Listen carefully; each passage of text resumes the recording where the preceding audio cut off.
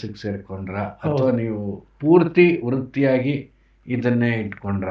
ಮುಂಡುಗೋಡಲ್ಲಿ ಕೆಲಸ ಸಿಕ್ತು, government junior ಕಾಲೇಜಲ್ಲಿ ಮ್ಯೂಸಿಕ್ ಟೀಚರ್.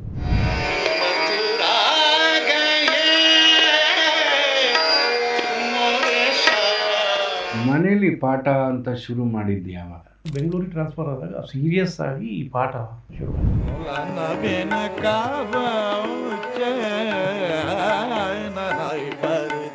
ಎಷ್ಟು ನಿಮಗೆ ಒಂದು ತೃಪ್ತಿ ಕೊಟ್ಟಿದೆ ಸರ್? ಯಾವಾಗಲೂ ಕಲಾವಿದನಿಗೆ ಅತೃಪ್ತಿ ಇರಲಿಕ್ಕೆ ಬೇಕು.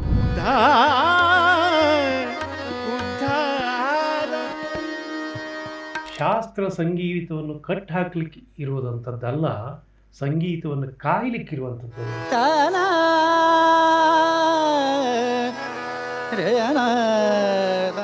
ಆಮೇಲೆ ನಿಮ್ಮದು ಹೇಗೆ ಮುಂದುವರ್ಸಿದ್ರಿ ಸರ್? ಎಲ್ಲಾದರೂ ಕೆಲ್ಸಕ್ಕೆ ಸೇರಿಕೊಂಡ್ರ ಅಥವಾ ನೀವು ಪೂರ್ತಿ ವೃತ್ತಿಯಾಗಿ ಇದನ್ನೇ ಇಟ್ಕೊಂಡ್ರ? ಇಲ್ಲಿ ನನಗೆ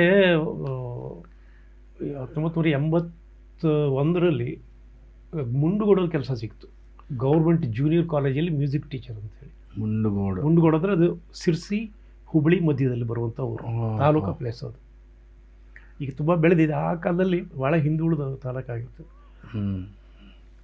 ಅಲ್ಲಿ ಒಂದು 10 ವರ್ಷ ಸರ್ವಿಸ್ ಮಾಡಿದೆ. ನನಗೆ ಆವಾಗ ನಾನು ಗುರುಗಳ ಮನೆಗೆ ಭಾಳ ಜಾಸ್ತಿ ಹೋಗ್ತಿದ್ದೆ, ಯಾಕೆಂದರೆ ನನಗೆ ಮುಂಡುಗೋಡಿಂದ ಧಾರವಾಡ 1.5 ಗಂಟೆ ಜರ್ನಿ ಅದು. ಆಮೇಲೆ ಆವಾಗ ನನಗೆ ಅಕ್ಟೋಬರ್ ರಜೆ ಇರ್ತಿತ್ತು, ಮೇ ತಿಂಗಳ ರಜೆ ಇರ್ತಿತ್ತು. ಇದು 2 ರಜೆಗಳಲ್ಲಿ ನಾನು ಧಾರವಾಡದಲ್ಲಿ ಅವ್ರ ಮನೆ ಹತ್ತಿರ ರೂಮ್ ಮಾಡ್ಕೊಂಡಿರ್ತಿದ್ದೆ 1 ತಿಂಗಳ. ಪ್ರತಿ ದಿವಸ ಅವ್ರ ಮನೆಗೆ ಹೋಗೋದು, ಪಾಠ ಆಗಲಿ ಆಗದೆ ಹೋಗಲಿ ಸಂಬಂಧ ಇಲ್ಲ, ಹೋಗ್ಬರೋದು. ಆದರೆ ಆವಾಗ ಆ ಪಾಠದ ವೇಗ ಇತ್ತಲ್ಲ, ಅದು ಅದ್ಭುತವಾಗಿತ್ತು, ಅದ್ಭುತ. ಆ 10 ವರ್ಷ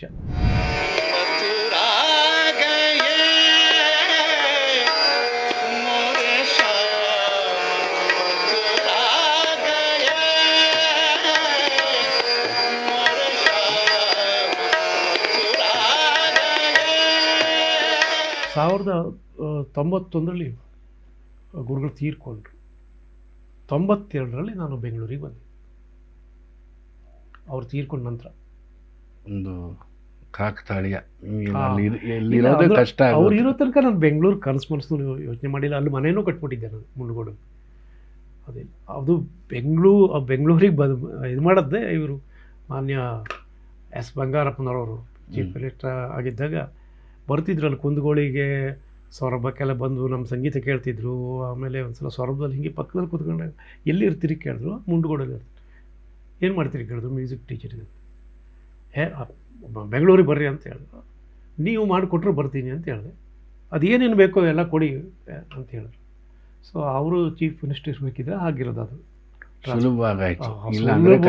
ಆಗ್ಲಿಕ್ಕೆ ಸಾಧ್ಯನೇ ಇಲ್ಲ. ಇಂಟರ್ ಡಿವಿಷನ್ ಟ್ರಾನ್ಸ್ಫರ್ ಅದು ಸಾಧ್ಯನೇ ಇಲ್ಲ. ಸೊ ನಿಮ್ಮಲ್ಲಿ ನಿಮ್ಮ ಅಕ್ಕ ಅವ್ರು ಯಾರು ವೃತ್ತಿಯಾಗಿ ತಗೊಳ್ಳಿಲ್ಲ ಅಂದರೆ ಹಾಡೋರು? ಅಂದರೆ ಎರಡನೇ ಅಕ್ಕ ಸೀರಿಯಸ್ ಆಗಿ ಸ್ವಲ್ಪ ಇದು ಮಾಡಿದ್ರು, ಸ್ವಲ್ಪ ಕಾಲ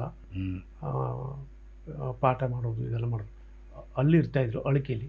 ನಮ್ಮ ಭಾವ ಅಲ್ಲಿ ಲೆಕ್ಚರ್ ಇದ್ದರು. ಸ್ವಲ್ಪ ಕಾಲ ಅದನ್ನು ಮುಂದುವರ್ಸ್ಕೊಂಡು ಬಂದರು ಅವರು. ಅದು ಈಗೆಲ್ಲ ಸ್ವಲ್ಪ ವಯಸ್ಸಾಗೋದ್ರಿಂದ ಎಲ್ಲ. ದೊಡ್ಡ ಅಕ್ಕನೂ ಅಷ್ಟೇ, ಯಾವ ದೊಡ್ಡಕ್ಕ ಈಗಲೂ ಹಾಡ್ತಾಳೆ. ಅವಳು ಸ್ವಂತಕ್ಕೆ ಕೂತ್ಕೊಂಡು ಹಾಡ್ತಿರ್ತಾಳೆ. ರುಚಿ ಹೋಗಿಲ್ಲ ಅದು ಹೋಗಲ್ಲ. ಮತ್ತೆ ಇವರು ಶುರು ಮಾಡಿದ್ರು, ಗೋಪಾಲಕೃಷ್ಣ ಅವರು. ಗೋಪಾಲಕೃಷ್ಣ ಆಯಿತು, ನನ್ನ ತಮ್ಮ ಶ್ರೀಧರ ಅವನು ಚೆನ್ನಾಗಿ ಆಡ್ತಾನೆ, ನನ್ನ ತಂಗಿ ಉಮಾ. ನಮ್ಮ ಸುಮಾರು ನಮ್ಮದು ಎಲ್ಲ ಸಂಗೀತ ಕುಟುಂಬನೇ. ನಮ್ಮಲ್ಲಿ ನಮ್ಮ ಗುರುಗಳ ಕಟ್ಟಿಗೆ ಭಟ್ರು ಇರೋದರಿಂದ ಹಿಡಿದು ಪುರಾಣಿಕ ಭಟ್ ಗುರುಗಳೇ ಬರೋದ್ರಿಂದ ಹಿಡಿದು ಅದರಲ್ಲಿ ಸಂಗೀತ ಕೇಳಿ ಕೇಳಿ ನನ್ನ ಅಜ್ಜಿಗೂ ಬಂದ್ಬಿಡ್ತಿತ್ತು ಆ ಬಂದೀಶುಗಳು ಬೈ ಹಾರ್ಟ್. ಹಾಂ, ನನ್ನ ತಾಯಿಗಂತೂ ಅವಳು ಚೆನ್ನಾಗಿ ಆಡ್ತಾಯಿದ್ಲು ತಾಯಿ. ಅದು ಅಂತ ಥರ ಸಂಸ್ಕಾರನೂ ಇದೆ ನಮ್ಮಲ್ಲಿ ಸಂಗೀತದ್ದು. ಕಾಲೇಜಲ್ಲಿ ನೀವು ಮುಂಡುಗೋಡಲ್ಲಿ ಸೇರಿಕೊಂಡ್ರಿ, ಅಲ್ಲಿ ಅಫ್ಕೋರ್ಸ್ ಪಾಠ ಮಾಡಲೇಬೇಕು.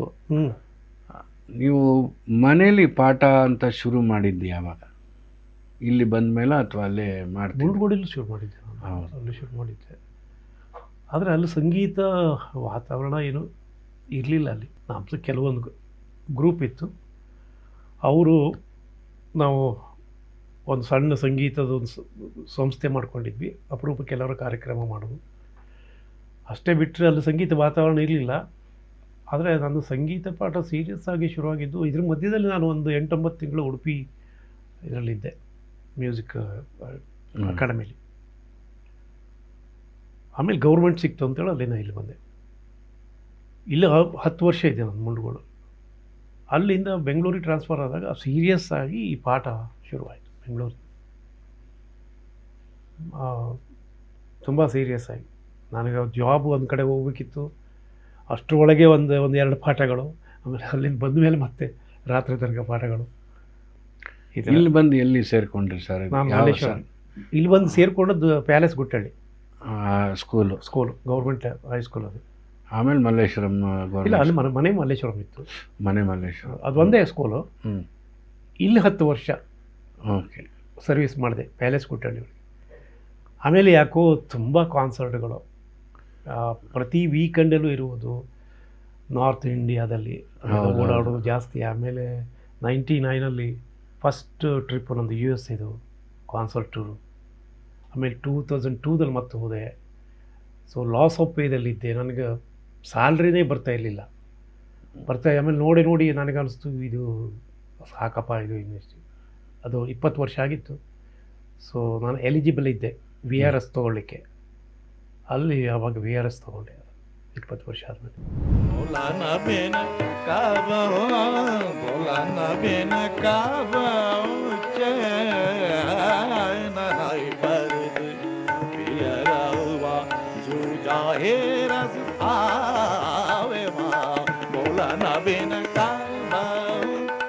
ಅಂದರೆ ಒಂದೊಂದು ಸರ್ತಿ ಎರಡು ಬ್ಯಾಲೆನ್ಸ್ ಮಾಡೋದು ಕಷ್ಟ. ಅದರಲ್ಲೂ ಟೀಚಿಂಗ್ ಪ್ರೊಫೆಷನ್ನೇ ಇದ್ದರೆ, ಇವಾಗ IT ಅಂದರೆ ಏನಾಗುತ್ತೆ, ಮನೆಯಿಂದನೂ ಕೆಲಸ ಮಾಡ್ಬೋದು, ಎಲ್ಲಿಂದಾದ್ರೂ ಮಾಡ್ಬೋದು. ಬಟ್ ಇದು ಅಲ್ಲೇ ಹೋಗಿ ಮಾಡಬೇಕು.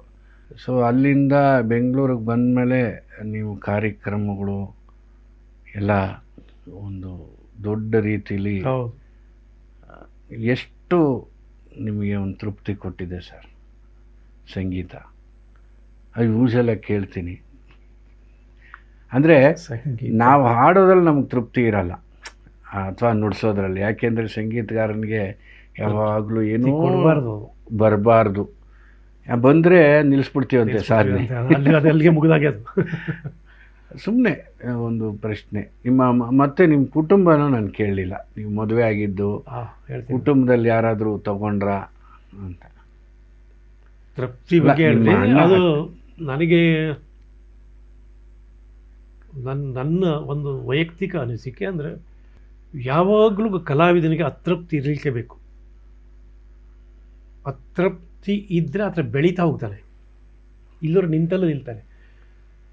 ಹಾಡಿಕೊಂಡು ತನ್ನ ಬೆನ್ನೆ ಚಪ್ಪರಿಸ್ಕೊಂಡು ಕೂತ್ಕೊಂಡ್ರೆ ಅವನ ಬಹುಶಃ ಬೆಳವಣಿಗೆ ಅಲ್ಲಿಗೆ ಮುಗೀತು ಅಂತ ಅರ್ಥ.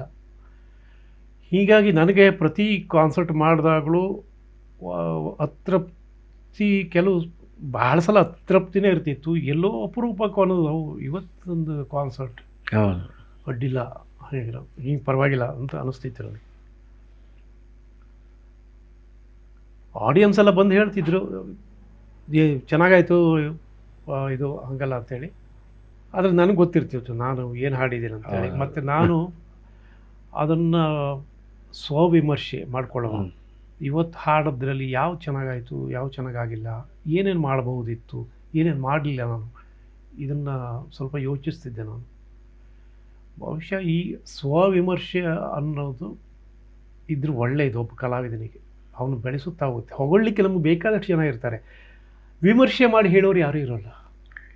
ಸರಿಯಾದ ವಿಮರ್ಶೆ, ಸೃಜನಾತ್ಮಕ ವಿಮರ್ಶೆ ಇರಲ್ಲ ನಮಗೆ. ಇಲ್ಲ ಸುಮ್ಮನೆ ಹೊಗಳ್ತಾರೆ, ಚಪ್ಪಳೆ ಹೊಡಿತಾರೆ, ಎಲ್ಲ ಹೊಡಿತಾರೆ, ಎಲ್ಲ. ಅದು ನಮ್ಮನ್ನು ದಿಕ್ಕು ತಪ್ಪಿಸ್ಬೋದು. ಹೌದು, ಆ ಥರ. ಅದಕ್ಕೆ ನಾನು ಅಂದುಕೊಂಡಿರೋದು, ನಾನು ಮತ್ತೆ ಇಲ್ಲಿ ತನಕ ಮಾಡ್ತಾ ಇರೋದು ಸ್ವವಿಮರ್ಶೆ. ಅದನ್ನು ಏನಾದ್ರು ನಾನು ಒಂದು ಚೂರು ಪಾರು ಬೆಳೆದಿದ್ದರೆ ಬಹುಶಃ ಅದರಿಂದ ನಾನು ನಮ್ಮ ಶಿಷ್ಯರಿಗೆ ಹೇಳ್ತೇನೆ, ನಿಮಗೆ ಹೊಗಳೋರು ಬೇಕಾದಷ್ಟು ಜನ ಸಿಗ್ತಾರಪ್ಪ, ಬೈದು ತೀಡೋರು ಯಾರು? ನಾನೇ ಮಾಡಬೇಕಾಗುತ್ತೆ. ಯಾರು ಮಾಡ್ತಾರೆ ಅಲ್ಲಿ ಆಡಿಯನ್ಸ್? ಯಾರು ಮಾಡ್ತಾರೆ? ಯಾರು ಮಾಡಲ್ಲ. ಮುಖಸ್ತುತಿ ಮಾಡಿ ಚಪ್ಪಾಳೆ ಬಡಬಾ, ನೀವು ಅದನ್ನು ನಂಬ್ಕೊಂಡು ಹೋಗ್ಬೇಡಿ ಅಂತ ಹೇಳ್ತೀನಿ. ಸೊ ನನ್ನ ಜೀವನದಲ್ಲೂ ನಾನು ಅದನ್ನು ಅಳವಡಿಸ್ಕೊಂಡಿದ್ದೇನೆ. ನಮ್ಮ ಶಿಷ್ಯರಿಗೂ ಅದನ್ನೇ ಹೇಳ್ತಾ ಇದ್ದೇನೆ ನಾನು ಹೇಳ್ತಾ ಇರ್ತೀನಿ, ಫಸ್ಟು ರೆಫರಿ ನಾವೇ ಆಗಬೇಕು.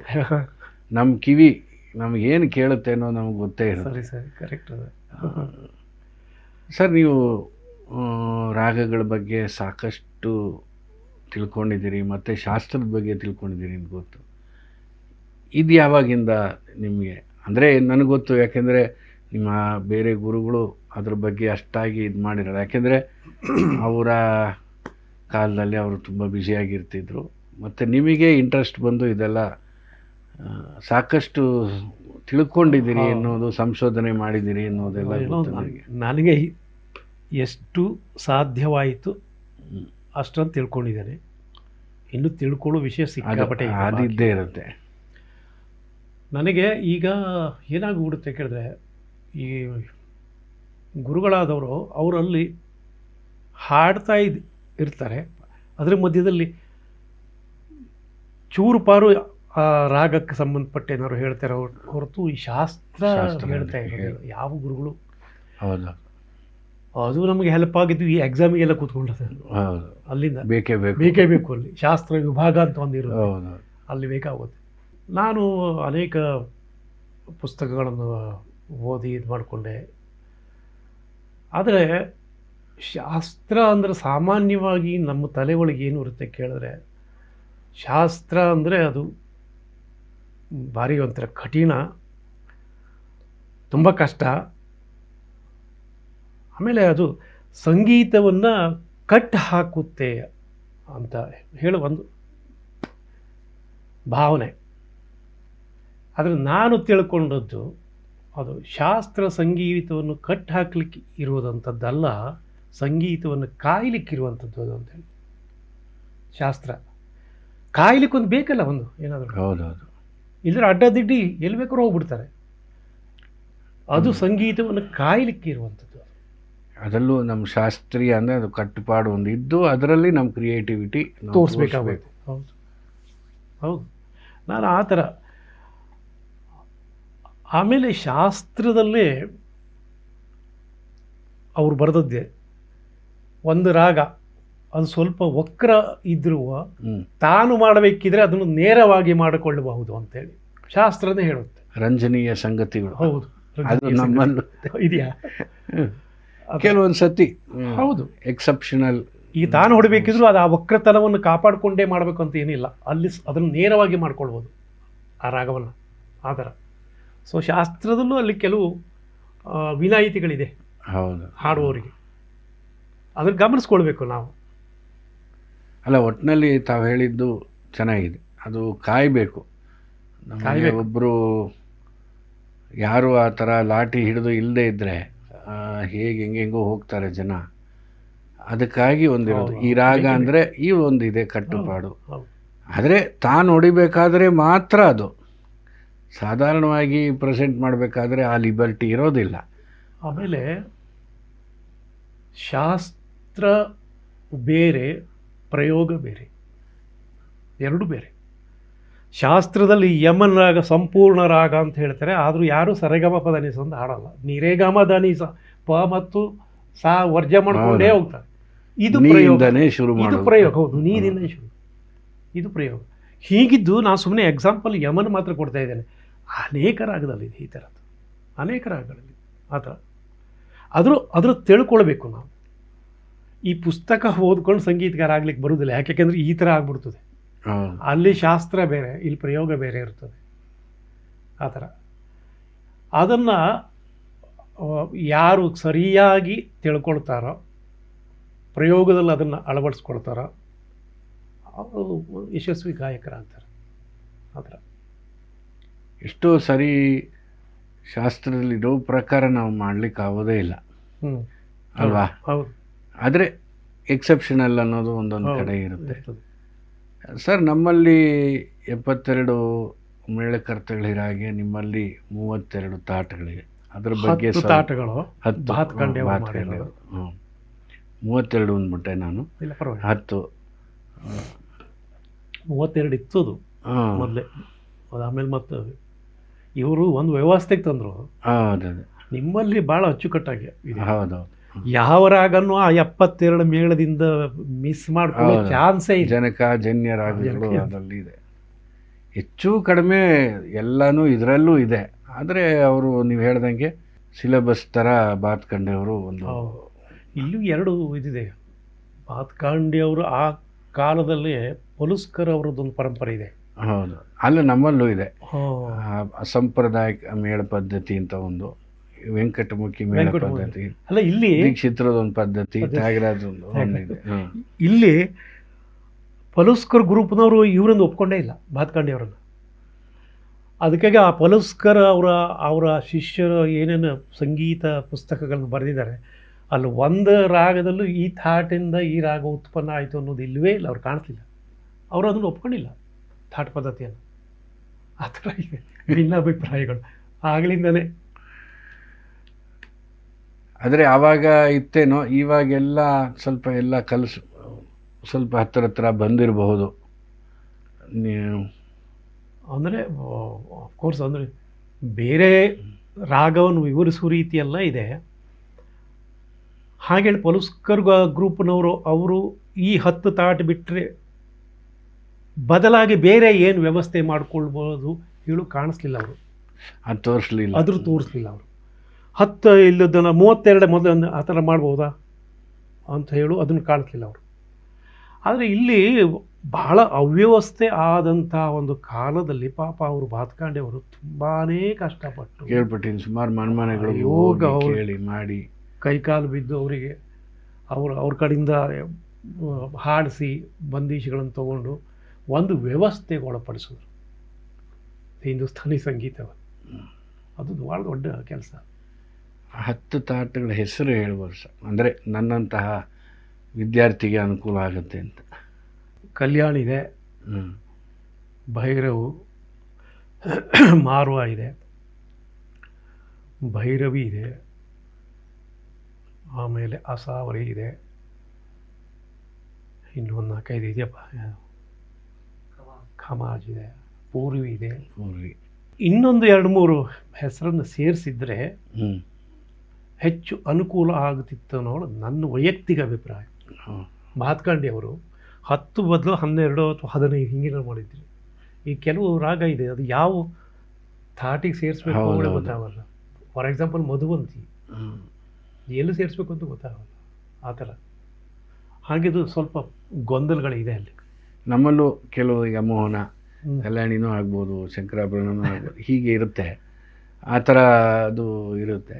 ಅಂದರೆ ಬಹುಶಃ 10 ತಾಟ್ ಮಾಡೋಷ್ಟರಲ್ಲೇ ಅವರು ಸಾಕಷ್ಟು ಇರ್ಬೇಕು ಪಾಪ, ಅವ್ರಿಗೇನೋ ತೊಂದರೆ ಆಗಿರ್ಬೇಕು. ಅಂದರೆ ಆ ಕಾಲದಲ್ಲಿ ಯೋಚನೆ ಮಾಡಬೇಕು, ಈಗಿನಷ್ಟು ಏನು ಮೀಡಿಯಾ ಇಲ್ಲ, ಏನಿಲ್ಲ, ಕಮ್ಯುನಿಕೇಷನ್, ಈ ಫೋನು ಇತ್ತಿತ್ತೋ ಇಲ್ವೋ, ಅವ್ರವ್ರ ಮನೆಗೆ ಎಲ್ಲಿತ್ತು ಮನೆಗೆ ಹೋಗಿ ಅವ್ರನ್ನ ಕೇಳಿ ಅವ್ರು ಹೂವೊಂದು ಹಾಡಿ ಎಷ್ಟು ಕೆಲಸ ಮಾಡಿರಬೇಕು.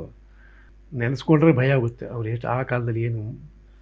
ಅದು ಎಲ್ಲೆಲ್ಲೋ ಯಾವುದದು ಊರಲ್ಲಿ ಇರೋರನ್ನು ದೊಡ್ಡ ದೊಡ್ಡ ಗವಾಯಿಗಳನ್ನೆಲ್ಲ ಭೇಟಿ ಮಾಡಿ. ಅದು ಅಲ್ಲದೆ ಎಷ್ಟೋ ಅನ್ಪೇಯಬಲ್ ಜಾಬ್ ಅದೇನು. ತಕ್ಷಣ ಏನು ನಿಮಗೆ ಏನೋ ಬುಕ್ಕಾಗಿ ಪಬ್ಲಿಷ್ ಆದೆ ಬಂದರೆ ಬಂತು, ಇಲ್ಲ ಅಲ್ವಾ? ಖಂಡಿತ.